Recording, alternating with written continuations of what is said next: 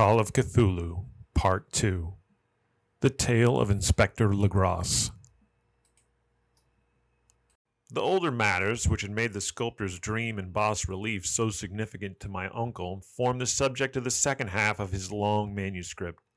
Once before, it appears, Professor Engel had seen the hellish outlines of the nameless monstrosity, puzzled over the unknown hieroglyphics, and heard the ominous syllables which can be rendered only as Cthulhu.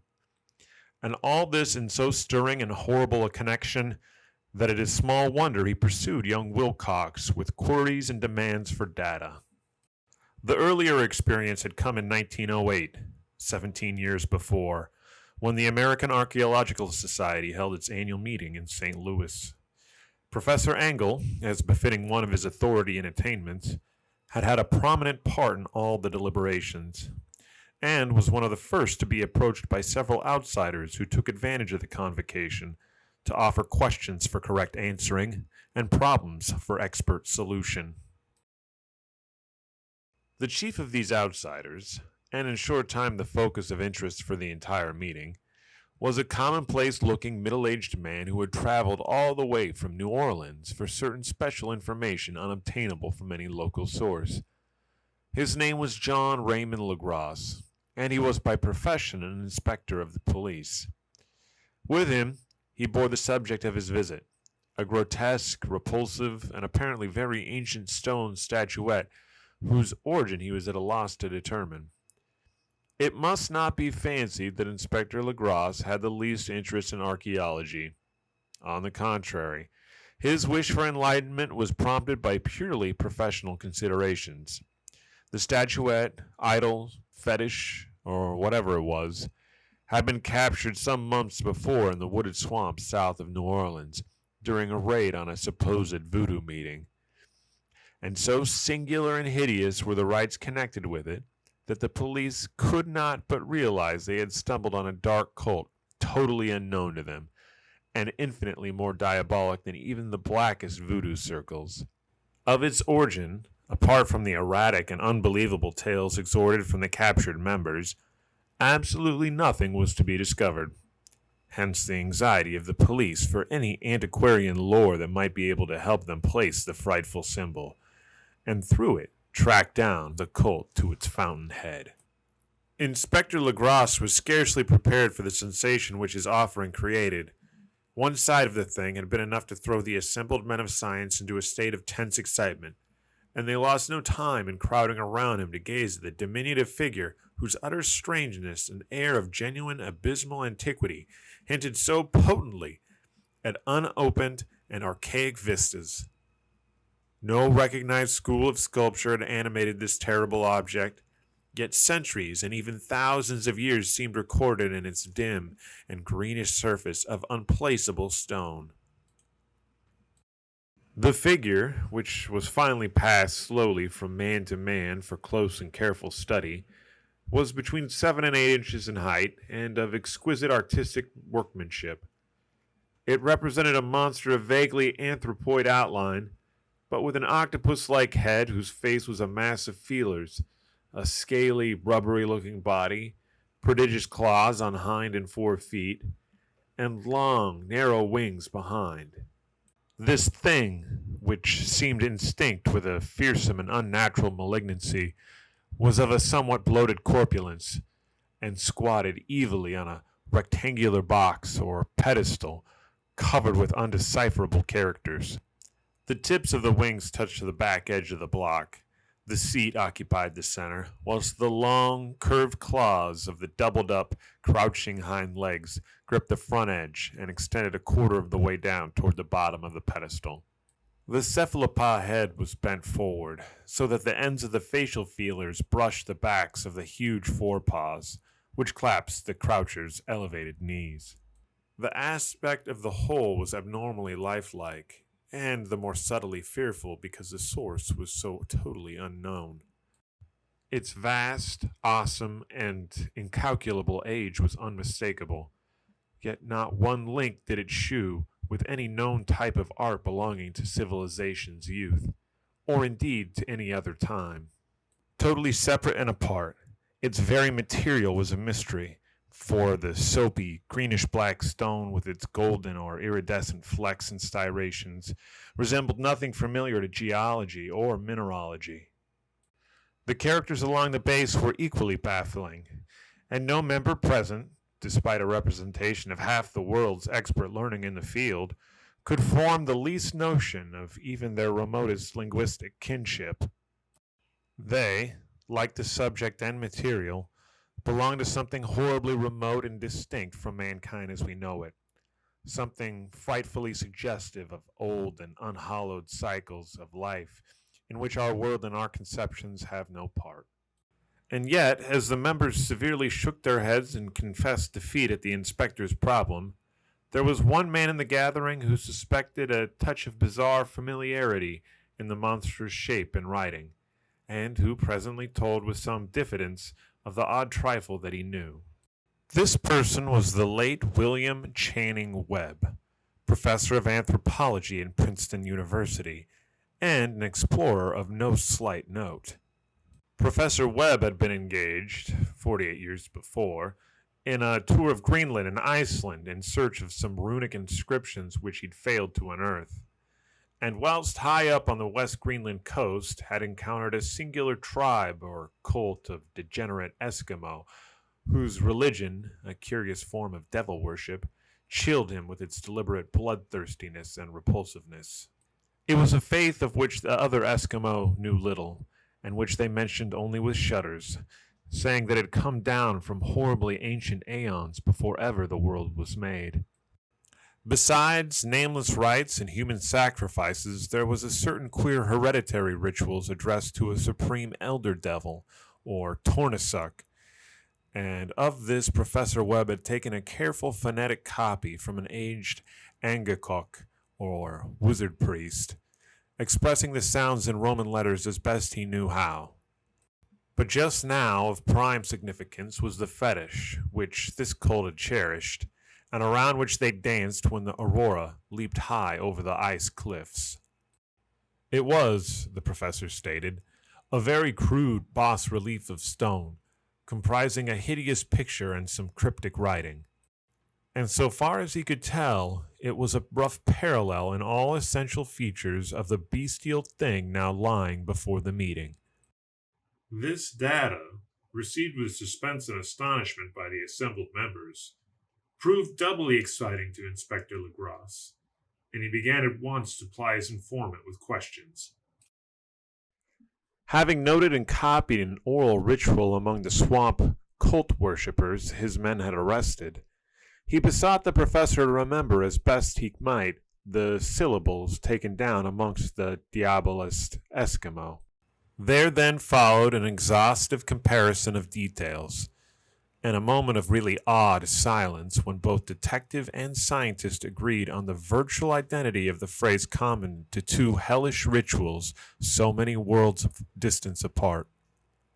What, in substance, both the Eskimo wizards and the Louisiana swamp priests had chanted to their kindred idols was something very like this, the word divisions being guessed at from traditional breaks in the phrase as chanted aloud. Finglui, Mligwetnaf, Cthulhu, Relay, Waganagi, Vertagen. Legrasse had 1 point in advance of Professor Webb, for several among the mongrel prisoners had repeated to him what other celebrants had told them the words meant. This text, as given, ran something like this. In his house at Relay, dead Cthulhu waits dreaming. And now, in response to a general and urgent demand, Inspector Legrasse related as fully as possible his experience with the swamp worshippers, telling a story to which I could see my uncle attached a profound significance. It savored of the wildest dreams of myth-maker and theosophist, and disclosed an astonishing degree of cosmic imagination among such half-castes and pariahs as might be least expected to possess it. On November 1st, 1907, there had come to the New Orleans police a frantic summons from the swamp and lagoon country to the south. The squatters there, mostly primitive but good-natured descendants of Lafayette's men, were in the grip of stark terror from an unknown thing which had stolen upon them in the night. It was voodoo, apparently, but voodoo of a more terrible sort than they had ever known, and some of the women and children had disappeared since the malevolent tom-tom had begun its incessant beating far within the black-haunted woods where no dweller ventured. There were insane shouts and harrowing screams, soul-chilling chants and dancing devil flames, and, the frightened messenger added, the people could stand it no more. So a body of 20 police, filling 2 carriages and an automobile, had set out late in the afternoon with the shivering squatter as a guide. At the end of the passable road they alighted, and for miles splashed on in silence through the terrible cypress woods where day never came. Ugly roots and malignant hanging nooses of Spanish moss beset them, and now and then a pile of dank stones or fragment of a rotting wall, intensified by its hint of morbid habitation, a depression which every malformed tree and every fungus islet combined to create. At length, the squatter settlement, a miserable huddle of huts, hove in sight, and hysterical dwellers ran out to cluster around the group of bobbing lanterns. The muffled beat of tom-toms was now faintly audible far, far ahead, and a curdling shriek came at infrequent intervals when the wind shifted. A reddish glare, too, seemed to filter through the pale undergrowth beyond endless avenues of forest night. Reluctant even to be left alone again, each one of the cowed squatters refused point blank to advance another inch toward the scene of unholy worship. So Inspector Legrasse and his 19 colleagues plunged on unguided into black arcades of horror that none of them had ever trod before. The region now entered by the police was one of traditionally evil repute, substantially unknown and untraversed by city men. There were legends of a hidden lake, unglimpsed by mortal sight, in which dwelt a huge, formless, white, polypus thing with luminous eyes, and squatters whispered that bat-winged devils flew up out of the caverns in inner earth to worship it at midnight. They said it had been there before d'Iberville, before La Salle, before the Indians, and before even the wholesome beasts and birds of the woods. It was nightmare itself, and to see it was to die. But it made men dream, and so they knew enough to keep away. The present voodoo orgy was, indeed, on the merest fringe of this abhorred area, but that location was bad enough.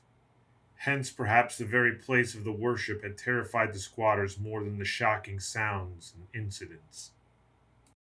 Only poetry or madness could do justice to the noises heard by Legrasse's men as they plowed on through the black morass toward the red glare and the muffled tom-toms. There are vocal qualities peculiar to men, and vocal qualities peculiar to beasts, and it is terrible to hear the one when the source should yield the other. Animal fury and orgiastic license here whipped themselves to demonic heights by howls and squawking ecstasies that tore and reverberated through those nighted woods like bestial tempests from the gulfs of hell. Now and then the less organized ululation would cease, and from what seemed a well-drilled chorus of hoarse voices would rise and sing-song chant that hideous phrase or ritual, Finglui Miglafnaf, Cthulhu, Relai, Waga Nagal Fatagin. Then the men, having reached a spot where the trees were thinner, came suddenly in sight of the spectacle itself. 4 of them reeled, 1 fainted, and 2 were shaken into a frantic cry which the mad cacophony of the orgy fortunately deadened. Legrasse dashed swamp water on the face of the fainting man, and all stood trembling and nearly hypnotized with horror.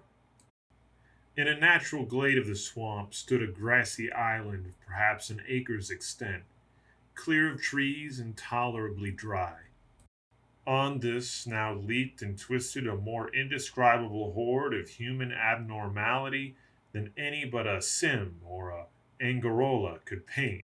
Void of clothing, this hybrid spawn were braying, bellowing, and writhing about a monstrous ring-shaped bonfire, in the center of which, revealed by occasional rifts in the curtain of flame, stood a great granite monolith some 8 feet in height, on top of which, incongruous with its diminutiveness, rested the noxious, craven statuette. From a wide circle of 10 scaffolds set up at regular intervals within the flame-dripped monolith as a center hung, head downward, the oddly marred bodies of the helpless squatters who had disappeared. It was inside this circle that the ring of worshippers jumped and roared, the general direction of the mass motion being from left to right, an endless bacchanal between the ring of bodies and the ring of fire. It may have only been imagination, and it may have only been echoes which induced one of the men, an excitable Spaniard, to fancy he heard the antiphonal responses to the ritual from some far and unillumined spot deeper within the wood of ancient and legendary horror. This man, Joseph D. Galvez, I later met and questioned, and he proved distractingly imaginative. He indeed went so far as to hint at the faint beatings of great wings and of glimpsing of shining eyes and a mountainous white bulk beyond the remotest trees. But I suppose he had been hearing too much of native superstition. Actually, the horrified pause of the men was of comparatively brief duration. Duty came first, and although there may have been nearly 100 mongrel celebrants in the throng, the police relied on their firearms and plunged determinedly into the nauseous rout. For 5 minutes, the resulting din and chaos were beyond description. Wild blows were struck, shots were fired, and escapes were made.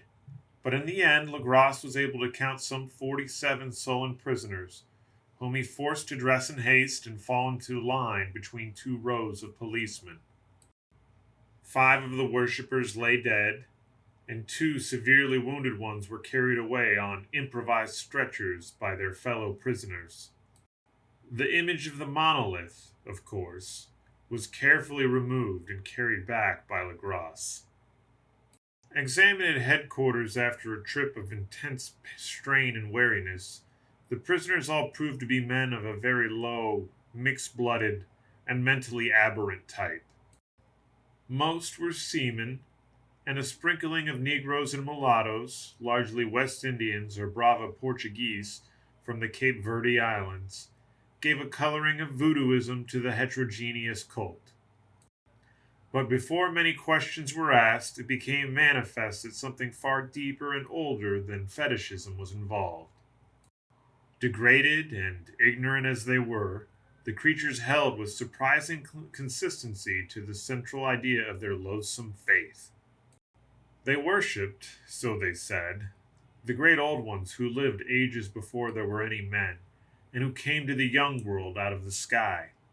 Those old ones were gone now, inside the earth and under the sea, but their dead bodies had told their secrets in dreams to the first men, who formed a cult which had never died. This was that cult, and the prisoners said it had always existed, and always would exist, but hidden in distant wastes and dark places all over the world until the time when the great priest Cthulhu, from his dark house in the mighty city of Villiers, under the waters, should rise and bring the earth again beneath his sway. Some day he would call, when the stars were ready, and the secret cult would always be waiting to liberate him. Meanwhile, no more must be told. There was a secret which even torture could not extract. Mankind was not absolutely alone among the conscious things of the earth, for shapes came out of the dark to visit the faithful few. But these were not the great old ones. No man had ever seen the old ones. The craven idol was the great Cthulhu, but none might say whether or not the others were precisely like him. No one could read the old writing now, but things were told by word of mouth. The chanted ritual was not the secret. That was never spoken aloud, only whispered. The chant meant only this: in his house at Riley, dead Cthulhu waits dreaming. Only 2 of the prisoners were found sane enough to be hanged, and the rest were committed to various institutions. All denied a part in the ritual murders, and averred that the killing had been done by black-winged ones, which had come to them in their immemorial meeting place in the haunted wood. But of those mysterious allies, no coherent account could ever be gained. What the police did extract came mainly from an immensely aged mestizo named Castro, who claimed to have sailed to strange ports and talked with undying leaders of the cults in the mountains of China. Old Castro remembered bits of hideous legend that paled the speculations of theosophists and made man and the world seem recent and transient indeed. There had been aeons when other things ruled on the earth, and that they had had great cities. Remains of them, he said the deathless Chinaman had told him, were still to be found on cyclopean stones on the islands in the Pacific. They all died vast epochs of time before men had come, but there were arts that could revive them when the stars had come around again to the right positions in the cycle of eternity. They had, indeed, come themselves from the stars, and brought their images with them. These great old ones, Castro continued, were not composed altogether of flesh and blood. They had shape, for did not this star-fashioned image prove it? But that shape was not made of matter. When the stars were right, they could plunge from world to world through the sky, but when the stars were wrong, they could not live. But, although they no longer lived, they could never really die. They all lay in stone houses in the great city of Relay, preserved by the spells of the mighty Cthulhu, for a glorious resurrection when the stars and the earth might once more be ready for them. But at that time, some force from outside must serve to liberate their bodies. The spells that preserved them intact likewise prevented them from making an initial move, and they could only lie awake in the dark and think whilst uncounted millions of years rolled by. They knew all that was occurring in the universe, but their mode of speech was transmitted thought. Even now they talked in their tombs. When, after infinities of chaos, the first men came, the great old one spoke to the sensitive among them by molding their dreams, for only thus could their language reach the fleshy minds of mammals. Then, whispered Castro, those first men formed the cult around small idols which the great one showed them. Idols brought in dim eras from dark stars. That cult would never die till the stars came right again, and the secret priest would take the great Cthulhu from his tomb to revive his subjects and resume his rule of earth. The time would be easy to know, for then mankind would have become as the great old ones, free and wild and beyond good and evil, with laws and morals thrown aside, and all men shouting and killing and reveling in joy. Then the liberated old ones would teach the new ways to shout and kill, and revel and enjoy themselves, and all the earth would flame with a holocaust of ecstasy and freedom. Meanwhile, the cult, by appropriate rites, must keep alive the memory of these ancient ways and shadow forth the prophecy of their return. In the elder time, chosen men had talked with the entombed old ones in dreams, but then something had happened. The great stone city of Relay, with its monoliths and sepulchres, had sunk beneath the waves, and the deep waters, full of one primal mystery through which not even thought can pass, had cut off the spectral intercourse. But memory never died, and High Priest said that the city would rise again when the stars were right. Then came out of the earth the black spirits of earth, moldy and shadowy, and full of dim rumors picked up in caverns beneath the forgotten sea bottoms. But of them old Castro dared not speak much. He cut himself off hurriedly, and no amount of persuasion or subtlety could elicit more in this direction. The size of the old ones, too, he curiously declined to mention.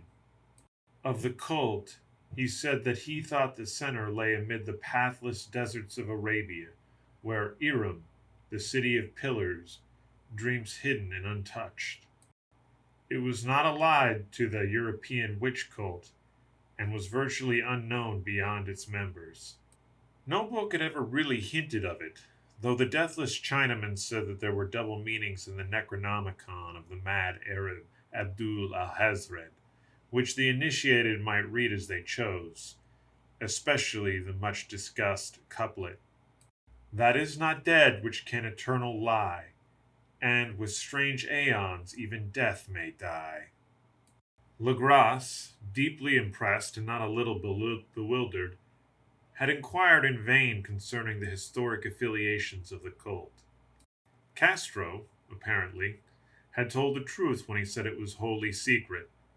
The authorities at Tulane University could shed no light upon either cult or image, and now the detective had come to the highest authorities in the country and met with no more than the Greenland tale of Professor Webb.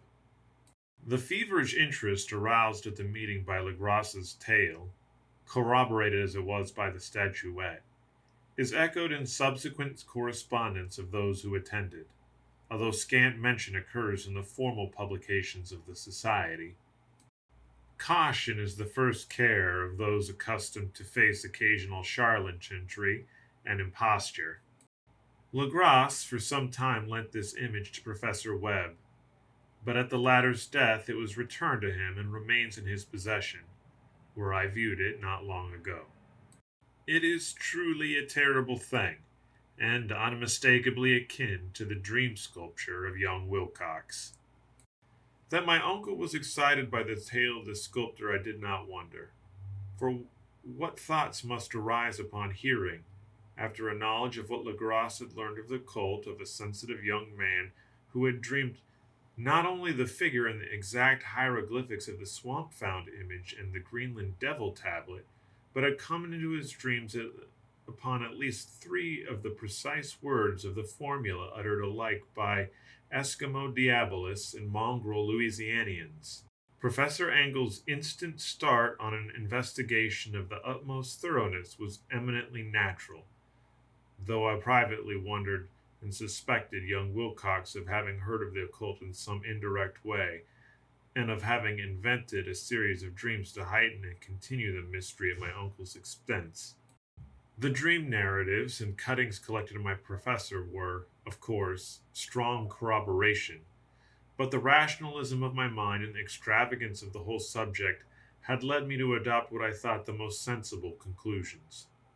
So, after thoroughly studying the manuscript again and correlating the theosophical and anthropological notes with the cult narrative of Legrasse, I made a trip to Providence to see the sculptor and give him the rebuke I had thought proper for so boldly imposing upon a learned and aged man.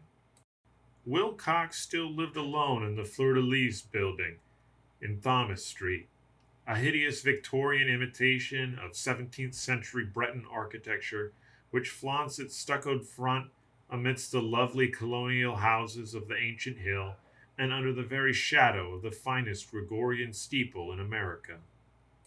I found him at work in his rooms, and at once conceded from the specimens scattered about that his genius is indeed profound and authentic. He will, I believe, sometime be heard from as one of the great decadents, for he was crystalline in clay and will one day mirror in marble those nightmares and fantasies which Arthur Machen evokes in prose, and Clark Ashton Smith makes visible in verse and in painting. Dark, frail, and somewhat unkempt in aspect, he turned languidly at my knock and asked my business without rising. When I told him who I was, he displayed some interest, for my uncle had excited his curiosity in probing his strange dreams, yet had never explained the reason for the study. I did not enlarge his knowledge in this regard, but sought with some subtlety to draw him out. In a short time I became convinced of his absolute sincerity, for he spoke of the dreams in a manner none could mistake. They, in their subconscious residuum, had influenced his art profoundly, and he showed me a morbid statue whose contours had made me shake with the potency of its black suggestion. He could not recall having seen the original of this thing except in his own dream bas relief, but the outlines had formed themselves insensibly under his hands. It was, no doubt, the giant shape he had raved of in his delirium. That he knew nothing of the hidden cult, save for what my uncle's relentless catechism had let fall, he soon made clear, and again I strove to think of some way in which he could possibly have received the weird impressions. He talked of his dreams in a strangely poetic fashion, making me see terrible vividness the damp cyclopean city of slimy green stone, whose geometry, he oddly stated, was all wrong, and hear with frightened expectancy the ceaseless, half-mental calling from underground, Cthulhu Fatagan, Cthulhu Fatagan. These words had formed part of the dread ritual which told of the dead Cthulhu's dream vigil in his stone vault at Relay, and I felt deeply moved despite my rational beliefs. Wilcox, I was sure, had heard of the cult in some casual way, and had soon forgotten it amongst the mass of equally weird reading and imagining. Later, by virtue of its sheer impressiveness, it had found subconscious expression in his dreams, in the bas relief, and in the terrible statue I now beheld. So that his imposture upon my uncle had been a very innocent one. The youth was of a type at once slightly affected and slightly ill-mannered, which I could never like, but I was willing enough now to admit both his genius and his honesty. I took leave of him amicably, and wish him all the success his talent promises. The matter of the cult still remained to fascinate me, and at times I had visions of personal fame from researchers into its origin and connections. I visited New Orleans, talked with Legrasse and others of the old-time raiding party, saw the frightful image, and even questions such as the mongrel prisoners had still survived. Old Castro, unfortunately, had been dead for some years. What I now heard so graphically at first hand, though it was really more than a detailed confirmation of what my uncle had written, excited me afresh, for I felt sure that I was on the track of a very real, very secret, and very ancient religion whose discovery would make me an anthropologist of note. My attitude was still one of absolute materialism, as I wish it still were, and I discounted with almost inexplicable perversity the coincidences of the dream notes and odd cuttings collected by Professor Engel. One thing I begin to suspect, and which I now fear as I know, is that my uncle's death was far from natural. He fell on a narrow hill street leading up from an ancient waterfront swarming with foreign mongrels, and a careless push from a sailor. I did not forget the mixed blood and the marine pursuits of the cult members in Louisiana, and would not be surprised to learn of secret methods and poison needles as ruthless and as anciently known as the cryptic rites and beliefs. Legrasse and his men, it is true, have been let alone, But in Norway, a certain Captain Seaman who had seen things is dead. Might not the deeper inquiries of my uncle after encountering the sculptor's data have come to sinister ears? I think Professor Engel died because he knew too much, or because he was likely to learn too much. Whether I should go as he did remains to be seen, for I have learned much now.